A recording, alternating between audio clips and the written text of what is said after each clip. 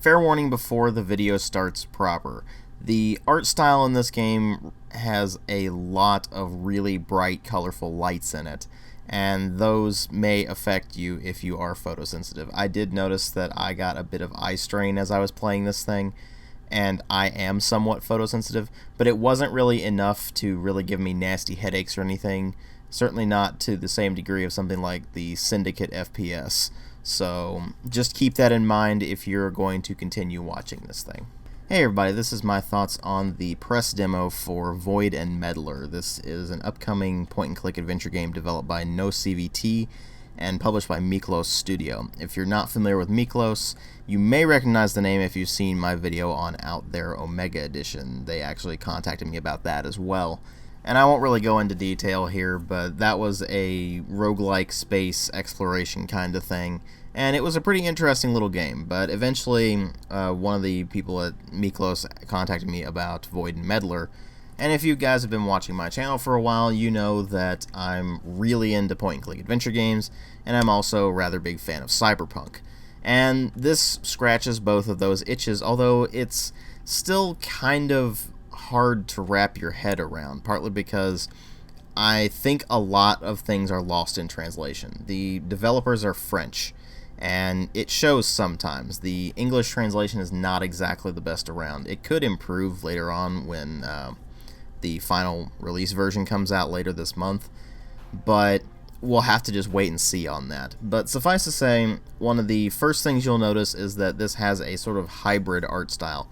Some of it is pixel art, and some of it is a more comic book or graphic novel kind of art style. And while I can see the lack of consistency there being a problem for some people who prefer a much more uniform aesthetic, it doesn't really bother me all that much. In fact, it just took me a couple of minutes to really get used to, and then I was fine. So despite certain things just looking radically different depending on whether you're actually in the game or in the middle of a cutscene kind of thing, it works out okay for the game. It's not really a big detriment, and it helps as well that the artwork itself is generally pretty well done. And it certainly has a very strong cyberpunk inspired aesthetic, so that really does help it out quite a bit.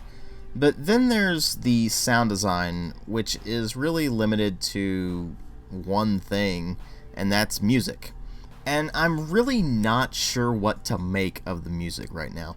It doesn't help that this is a Unity engine game, and they don't have a volume slider for the music right now. But for one, it's really loud, so that's something they better look into for the full release version. Because if there's really any other sound effects or anything like that, I actually can't hear them over the rather blasting music, so that is something to keep in mind.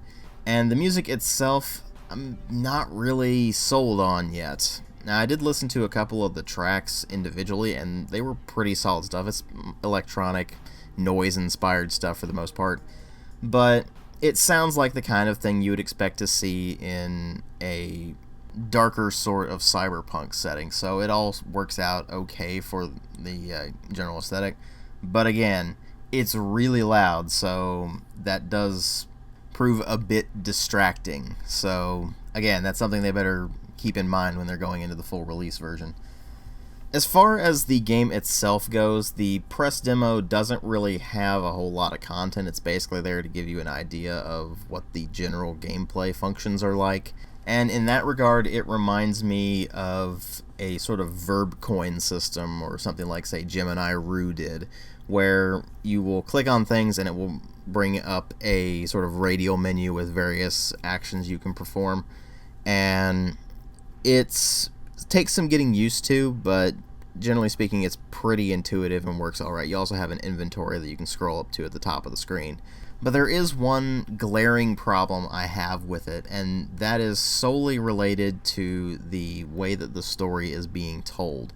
At least in terms of the press demo, you're not really given any grounding. It just kind of drops you in, and you're expected to figure everything out on your own, which would be fine if they gave you some sort of background to the world you're in, or the character you're playing, or anything like that. But they don't really do that. And instead, you just kind of get dropped into this world that is unfamiliar and lacking any sort of real-world grounding, and you're just kind of like, okay, now what? And while you do recognize some things here and there, and the character does occasionally say things that just kind of click, ultimately it becomes kind of hard to follow what's going on. Now, like I said, this is made by a French studio, so it could just be some translation errors that hopefully they'll fix later on. I did notice several translation errors as I was playing through this thing, but it's also due to the way they've actually structured the storytelling. The actual description of the game on its webpage is, "Fragments and details, rainy nights, and blurry lights are all Void and Meddler focuses on." It's meant to be kind of fragmented and hard to follow. But at the same time, if it's fragmented and hard to follow, you need to do that much more to make people actually be able to understand what exactly your game is doing. And at least as far as the press demo goes, I was just kind of sitting there the entire time like, what's going on? And I think part of the problem with that is that they try to go for this sort of poetic style to the dialogue, but it makes the main character sound like someone who doesn't exist. And what I mean by that is that nobody in this game really talks like a person, if that makes any sense. They tend to spout some rather cryptic stuff that leaves you going, what? And scratching your head more often than it makes sense. And Finn herself doesn't really have a character, although that's kind of the point of this thing. She doesn't really have any real memories of her own, so she's going around and trying to piece together some memories so she can actually figure out who she is, really. And that makes her hard enough to relate to on her own, but then she's always spouting some cryptic and often vaguely poetic lines, which I imagine are better in French, but at the same time, nobody talks like that. So it makes relating to the protagonist even more difficult. Now, I should mention that the demo was only about 10 minutes or so.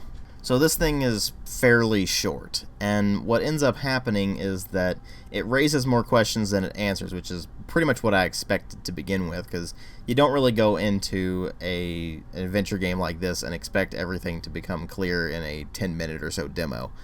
But ultimately, it's begging the question of how the full game is going to actually turn out. I really don't know, and that's part of the problem. The demo didn't really give me any real sort of grounding as to where I can go when the full game actually comes out and I actually do get around to reviewing it, whenever that is. I mean, as far as I can tell, there's only one real puzzle in this entire demo, and it wasn't particularly complicated. They do say that the full release, at the very least, will have multiple endings for each act. There's 6 acts spread throughout the 3 episodes the thing is going to be released as. And apparently your actions change the way that the game actually turns out. So that'll be interesting to see. I don't know if it's in this demo or not. I didn't encounter anything like that. But then again, this is a really, really short press demo to basically give you an idea of what the game looks like, how the controls work, and that sort of thing. So really the only main conclusions I can come to from this demo are that the controls work fine. They're pretty intuitive. They take some getting used to, but they're pretty intuitive for the most part.